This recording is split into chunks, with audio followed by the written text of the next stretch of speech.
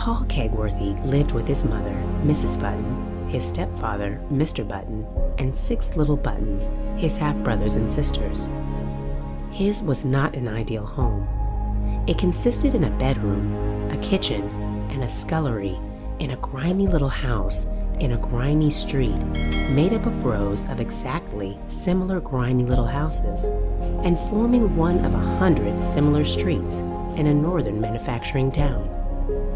Mr. and Mrs. Button worked in a factory and took in as lodgers grimy single men who also worked in factories. They were not a model couple. They were rather, in fact, the scandal of Budge Street, which did not itself enjoy, in Bludston, a reputation for holiness. Neither was good to look upon. Mr. Button, who was a Lancashire bred and born, divided the yearnings of his spirit between strong drink and dogfights. Mrs. Button, a viperous Londoner, yearned for noise. When Mr. Button came home drunk, he punched his wife about the head and kicked her about the body, while they both exhausted the vocabulary of vituperation of north and south, to the horror and edification of the neighborhood.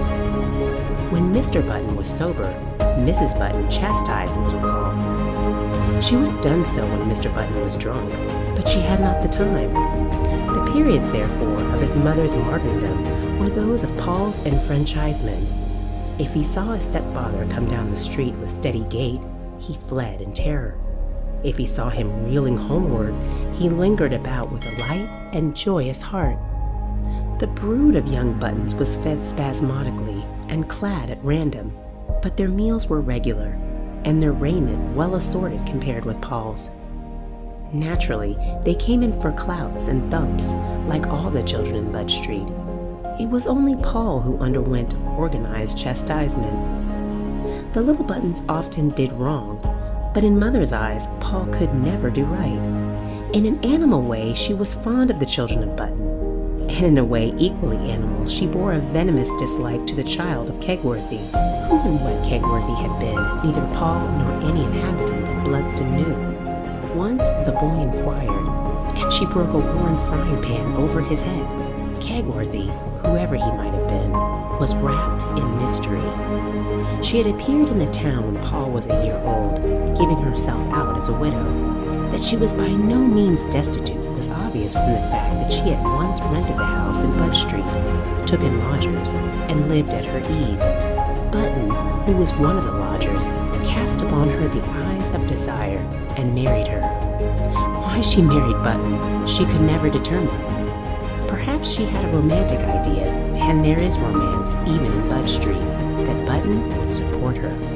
He very soon shattered any such illusion by appropriating the remainder of her fortune and kicking her into the factory with hobble-nailed boots.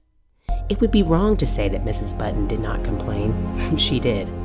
She rent the air of Budge Street with horrible execration, but she went to the factory where, save for the intervals of retirement rendered necessary by the births of the little Buttons, she was contented enough to stay.